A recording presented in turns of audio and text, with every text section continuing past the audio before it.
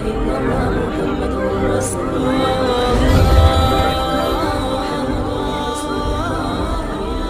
दोस्तों, आज की इस वीडियो में हम बात करने वाले हैं ये जो बार बार हमारे मुंह में थूक आता है, क्या इससे हमारा रोजा टूटता है या नहीं। काफी लोगों ने हमसे सवाल किया, तो आपकी खिदमत में ये वीडियो लेकर हाजिर है। इस वीडियो को आप आखिरी तक जरूर देखिएगा और वक्त निकालकर इस वीडियो को आगे जरूर शेयर कीजिएगा। दोस्तों, ये बात अक्सर लोगों की जुबान से सुनने को मिलती है कि पता नहीं बार बार थूक निकलने से हमारा रोजा होगा भी या नहीं, या जब हम किसी से ज्यादा देर तक बात करते हैं तो हमारे मुंह में थूक आता है, उसको हम लगातार निगलते रहते हैं। ऐसी हालत में क्या हमारा रोजा होगा या नहीं। या कुछ लोग ऐसा भी करते हैं, खुश्की की वजह से जानबूझकर लोग थूक निगलते रहते हैं, तो क्या इससे रोजे पर कोई फर्क पड़ेगा या नहीं। मुंह में थूक आने को लेकर हमारे जहन में काफी सवाल आते हैं। तो प्यारे दोस्तों, आपको बता दें कि जो चीज कुदरती तौर पर पैदा हो रही है, यानी कि जो थूक है वो कुदरती तौर पर पैदा होता है, तो ऐसी चीजों से रोजा नहीं टूटेगा, उससे आपके रोजे पर कोई फर्क नहीं पड़ेगा। लेकिन हाँ, बार बार जानबूझकर ऐसा करना गलत है। जाने अनजाने में अगर आपके मुंह में थूक आ रहा हो तो आप उसको निगल रहे हैं, तो आप ये मत सोचिए कि इससे आपका रोजा टूट जाएगा। ऐसा कुछ भी नहीं है, आपके रोजे पर इससे कोई फर्क नहीं पड़ेगा। अब जो लोग ये बात कहते हैं कि थूक निगलने से रोजा टूट जाता है, वो लोग गलत फहमी में है। प्यारे दोस्तों, काफी इम्पोर्टेंट वीडियो था, काफी लोगों के जहन में ये सवाल था। उम्मीद है कि आपको ये डाउट क्लियर हो गया हो।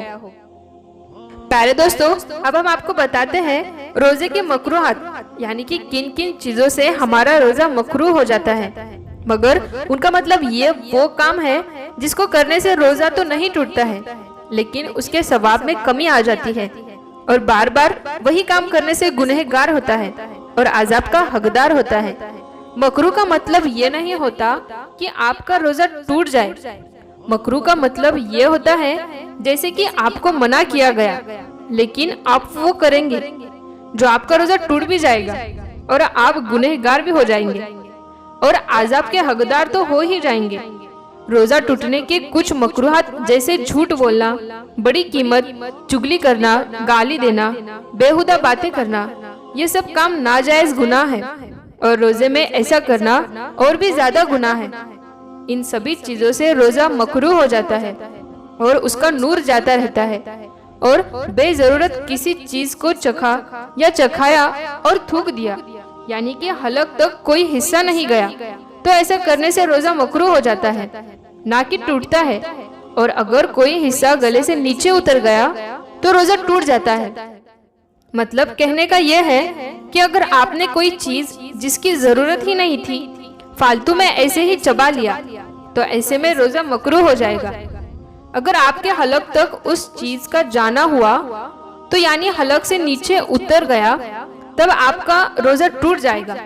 और खाना पकाने वाली औरत, यानी अगर उसका शौहर या उसका मालिक हो बदमिजाज या जालिम है, तो खाना बनाते वक्त वो औरत नमक को चख सकती है, यानी जो वो सालन बना रही है, जो भी वो चीज बना रही है, वो उस चीज को चख सकती है, मगर शर्त ये है कि जैसे ही चखे फौरन उसको थूक दे।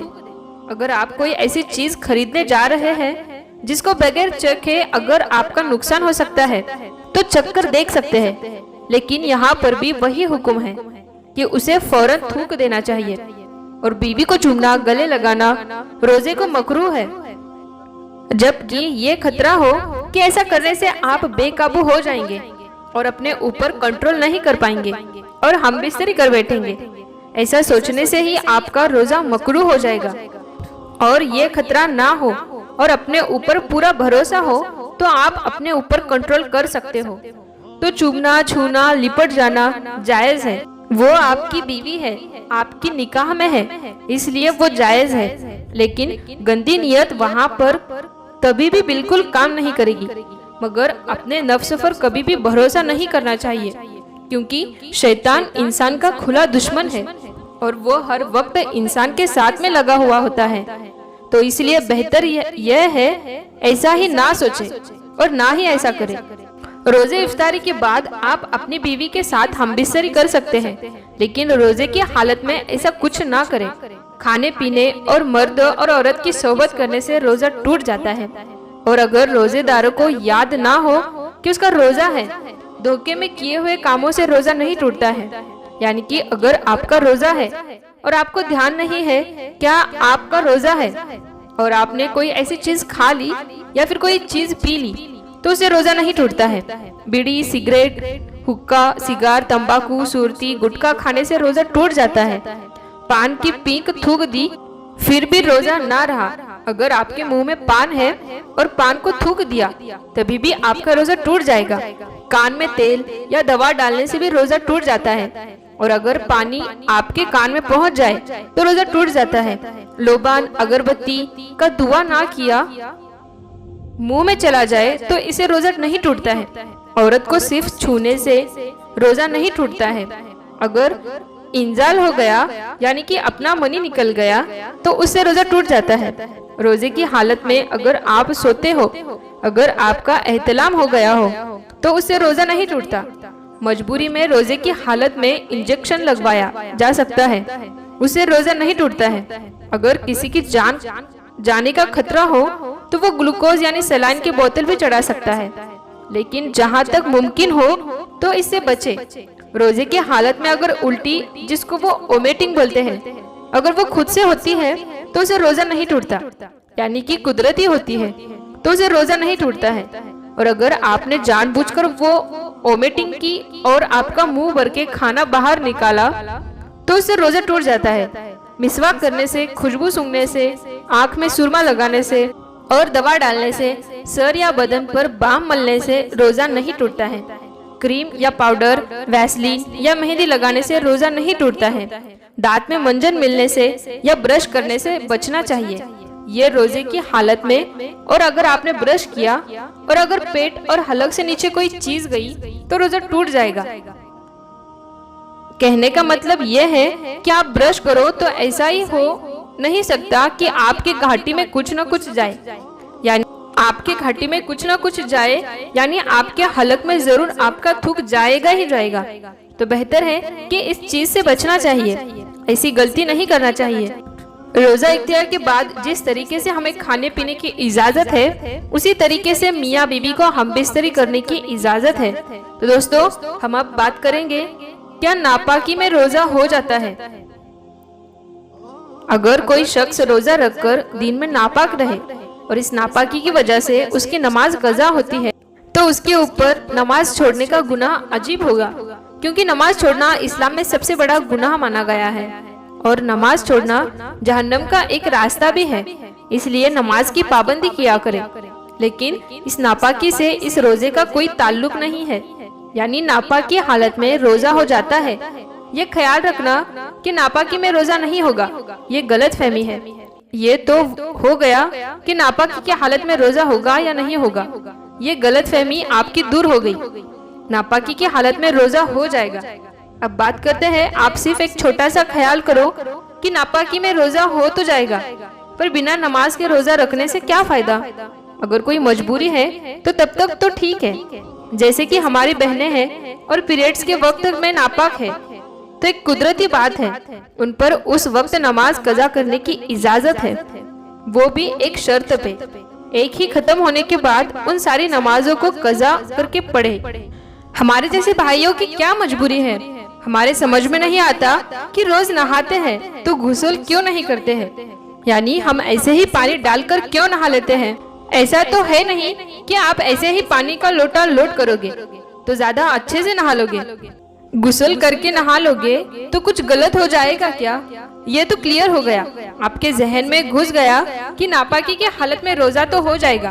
आपके दिमाग में ये नहीं घुसा कि आपका दिल गवाह देगा कि नापाकी की हालत में हम रोजा रखें और नमाजों को कज़ा करें। ऐसे रोजे से क्या फायदा, अभी तो ये खलीफा का हो गया। इसलिए पाक रहा करें। नापाक रहना मोमिन की शान के खिलाफ है, क्योंकि इसे नमाज कज़ा होती है। आप सोचो, अगर आप नापाक हो और नापाकी की हालत में आपको मौत आ जाए तो आप क्या अल्लाह को मुंह दिखाओगे।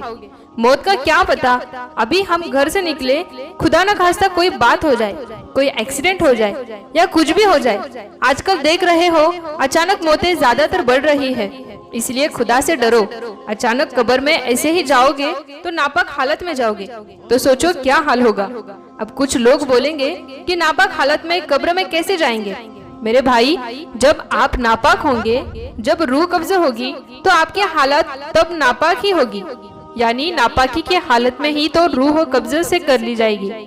मुसलमान पता नहीं कौन सी गलत फहमी में रह रहा है, पता नहीं कौन से घमंड में रह रहा है, सोच रहा है कि मुझे मरना ही नहीं है, मुझे अल्लाह को मुंह दिखाना ही नहीं है, बस दुनिया ही है, जो कुछ भी है कर लो, बस पैसा ही कमा लो, जितना भी कुछ भी कर लो, अचानक ही कोई इंतजाम ही नहीं है।